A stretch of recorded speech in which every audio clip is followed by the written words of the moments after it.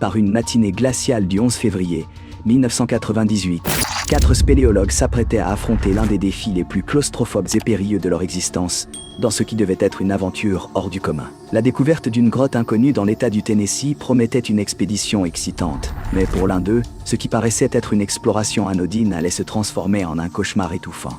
Un passage de seulement 23 cm de largeur. Un corps exténué luttant contre la pesanteur et le froid implacable. Tout ceci se mua rapidement en une course désespérée contre le temps. Quels écarts de jugement l'amenèrent à se retrouver prisonnier? De quelle façon s'était-il coincé? Et comment se termina cette aventure dramatique? Par une froide matinée du 11 février 1998, au cœur des forêts denses du Tennessee, 4 explorateurs, James Lewis, Alan England, Darl Moore et Jerry Olsen, se préparaient pour une nouvelle expédition spéléologique. Lors d'une randonnée à travers les monts, Olsen avait découvert une grotte qui révéla rapidement un défi inattendu et dangereux, incitant ses compagnons expérimentés à l'explorer. Connu des habitants sous le nom de Weatherly Well, l'entrée de la grotte imposait dès le début un obstacle redoutable, une fissure extrêmement étroite de seulement 23 cm de largeur, menant à une chute de 2 mètres et 1/10, espace suffisant pour laisser passer une seule personne à la fois. Ce premier obstacle était suivi d'une descente de 3 mètres et 3/10 dans une salle plus vaste, à laquelle s'ajoutait une nouvelle chute de 3 mètres. Rassemblés devant l'entrée, le groupe inspectait minutieusement cette fente humide, claustrophobe et encombrée, comme si elle les appelait à pénétrer dans le ventre glacé de la Terre. Depuis le sommet, on pouvait distinguer la première descente, une pente abrupte plongée dans l'obscurité, tandis que le passage s'enroulait plus loin tel un tire-bouchon, donnant l'impression qu'aucune erreur ne serait tolérée.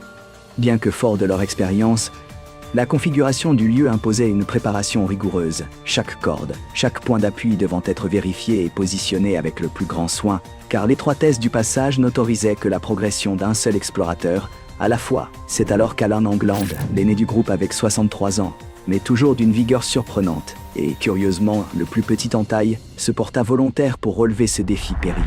Attaché à une corde servant de ligne de vie, il se prépara à descendre dans l'étroit conduit. Même pour quelqu'un de sa petite stature, cette ouverture de seulement 23 cm représentait un obstacle intimidant. Prenant un profond souffle, England commença à contorsionner son corps.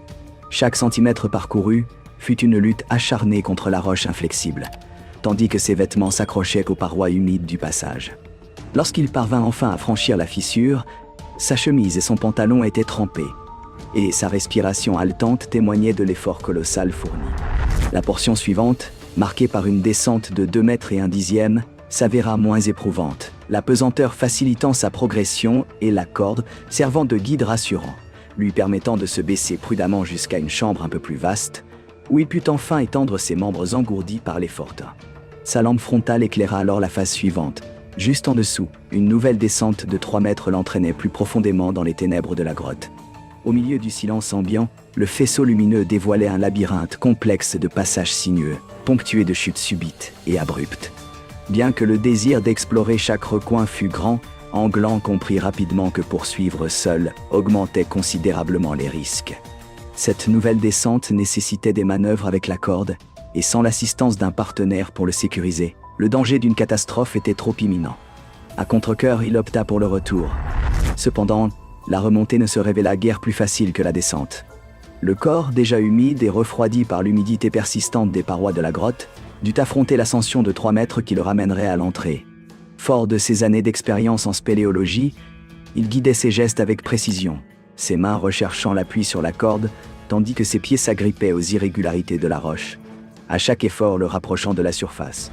Lorsqu'il atteignit le bas de la fissure, un mélange d'allégresse et de prudence l'envahit, mais c'est à ce moment précis que la véritable épreuve se manifesta. En levant les yeux vers l'ouverture étroite par laquelle il était entré, une réalité encore plus effrayante se dessina. En dessous, l'espace paraissait encore plus exigu et impitoyable.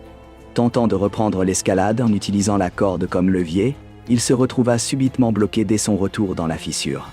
L'espace restreint comprimait son corps, limitant chacun de ses mouvements et ne lui laissant guère de marge pour manœuvrer. Ses muscles, déjà épuisés par le froid tranchant et l'effort antérieur, luttaient contre la résistance inflexible de la roche. La pesanteur, qui pendant la descente s'était montrée bienveillante, semblaient désormais conspirer contre lui, et chaque mouvement le laissait davantage exténué. Ses vêtements, saturés par l'humidité de la pierre, collaient à sa peau, rendant chaque geste encore plus pénible et laborieux. Pendant ce temps, depuis le haut, James Lewis et Dalmor constatèrent avec inquiétude les difficultés croissantes d'Angland. Ensemble, ils tentèrent de tirer sur la corde pour lui venir en aide, mais l'espace exigu de la fissure ne permettait aucune manœuvre efficace, accentuant involontairement la pression sur son corps contre la paroi. Ce qui avait commencé comme une expédition courageuse se transforma rapidement en un véritable cauchemar. La force d'Angland fléchissait, ses mains tremblaient sous l'effet du froid et de la fatigue. Et l'angoisse de se trouver prisonnier devenait de plus en plus oppressante.